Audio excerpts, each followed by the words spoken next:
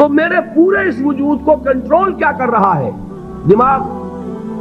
اس کی ratio proportion کیا بنے گی 2 کے مقابلے میں آج سے؟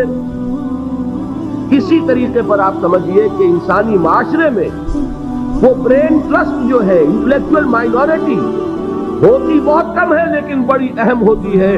جدھر کا ادھر رخ ہو جائے گا، جس طرف ان کا رخ ہو جائے گا ادھر معاشرہ خود بخود چل پڑتا. یہ جو انٹلیکچوئل مائنورٹی ہے یہ واعظ سے کسی بات کو نہیں مانتی، واعظ سننے کو تیار نہیں. اس کا تقاضا کیا ہوتا ہے؟ عقل سے بات کرو، دلیل لاؤ، دلیل سے مانو، دلیل سے منواؤ، ہے کہ نہیں؟ بلکہ میں نے آپ کو بتایا تھا کہیں واعظ ہو رہا ہو تو مسکراتے رہتے ہیں، وہ تو آئیں گے نہیں. کہیں پھنس گئے مجبوری کو تو زیر لب مسکراتے رہیں گے کہ یہ واعظ فرما رہے ہیں. بھائی کوئی عقل سے بات کرو، کوئی دلیل سے بات کرو. اب یہ کہہ دینا تو آسان ہے، فرائیڈ کا نظریہ بڑا گمراہ ہے، بہت غلط ہے. بھائی دلیل سے ثابت بھی کرو.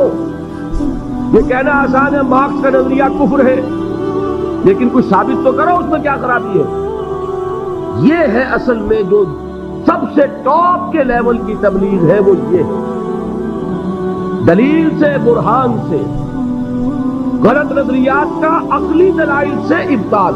یہ بات یوں غلط ہے، یہ نظریہ باطل ہے، یہ تصور صحیح نہیں ہے، دلیل سے ثابت کیا. یہ ہے کس کے لیے؟ انٹلیکچوئل مائنورٹی کے لیے. اس کو کہا ادعو الی سبیل ربک بالحکمت، وزڈم کے ساتھ، دانائی کے ساتھ، عقلی دلائل کے ساتھ، براہین کے ساتھ اللہ کے راستے کی طرف بلاؤ. دوسرا لیول کیا ہے عوام الناس کا؟ وہ لیول ہے عام لوگ، ان کے ذہنوں میں کوئی خناس نہیں، کوئی غلط نظریہ نہیں. انہوں نے تو جیسے آپ کہتے ہیں کلین سلیٹ ہے، اس کے اوپر آپ جو چاہیں لکھ دیں. اور اگر کسی سلیٹ پر پہلے سے لکھا ہوا ہے تو پہلے اسے صاف کرنا پڑتا ہے تب لکھیں گے. تو وہ جو ہوتے ہیں یہی نقلیت، ان کے تو ذہنوں کی پہلے صفائی کرنی پڑتی ہے. اگر ڈارون کا نظریہ بیٹھا ہوا ہے تو وہ نکالیں گے تو قرآن مجید میں جو آیا ہے قصہ آدم و ابلیس 7 مرتبہ، وہ ڈارون کا نظریہ نکلے گا تو بیٹھے گا نا. تو ڈارون کا نظریہ وہاں ہے، وہ حجاب بنا ہوا ہے، وہ قصہ آدم و ابلیس کو پڑھتا ہوا مسکراتا ہوا گزر جاتا ہے. کیا بچگانہ باتیں ہو رہی، معاذ اللہ ثم معاذ اللہ ثم معاذ اللہ، اس کے ذہن میں بیٹھا ہوا ڈارون کا فلسفہ. اب پہلے وہ ڈارون کا فلسفہ، اسی کو کہا ہے نا کسی نے کہ گلا تو گھونٹ دیا اہل مدرسہ نے تیرا، کہاں سے آئے صدا لا الہ الا اللہ. ذہن بدلا گیا، فکر بدلی گئی، سوچ بدلی گئی.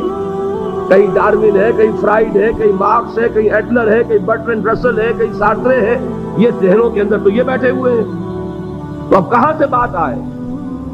اسی کو کہا تھا اکبر الہ آبادی نے کہ غزالی اور رومی کی بھلا کون سنے گا، محفل میں چھڑا نغمہ اسپینسر و مل ہے. جان سٹورٹ مل، اس کا فلسفہ یہ ہے، اس نے یہ فرمایا ہے. جس کے دماغ میں یہ بیٹھا ہوا ہے وہ غزالی کی بات کہاں سنے گا، رومی کی بات اس کے پلے کہاں پڑے گی. تو اس کے لیے تو ہے وہ بڑا کٹھن کام، اور کٹھن کام ہونے ہی کی وجہ سے ہم کرتے نہیں. عوام الناس میں واعظ سے نصیحت کرنا، تبلیغ کرنا یہ آسان ہے. لہذا ہمارے ہاں اس وقت جو کام ہوتا ہے وہ اسی بنیاد پر ہوتا ہے، اسی لیول پر ہوتا ہے. واعظ ہے، نصیحت ہے، میں اس کی نفی نہیں کر رہا، عوام کے لیے وہی مفید ہے. عوام کو آپ خامخواہ فلسفے پہ پڑھانے بیٹھ جائے تو یہ بھی در حقیقت ان کے ساتھ ظلم ہوگا. کلم الناس علی قدر عقولہم، وہ کیا ہے؟ واعظ.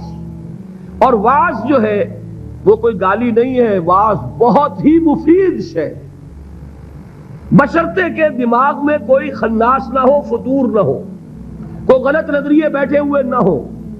تو از دل خیزت بر دل ریزت، دل سے بات نکلے گی اور دل میں جا لگے گی. صرف یہ ہے کہ عوام الناس ایک بات کے بارے میں جان لیجئے، بڑے حساس ہوتے ہیں. یہ تو چونکہ در حقیقت کوئی عقلی علمی بات نہیں ہوتی، یہ احساس ہوتا ہے. اگر آدمی یہ محسوس کرے کہ یہ شخص اپنی دھوس جمانا چاہ رہا ہے، یہ میرے اوپر اپنے علم کا روب جھاڑنا چاہتا ہے، تو آپ کی بات کا اثر نہیں ہوگا.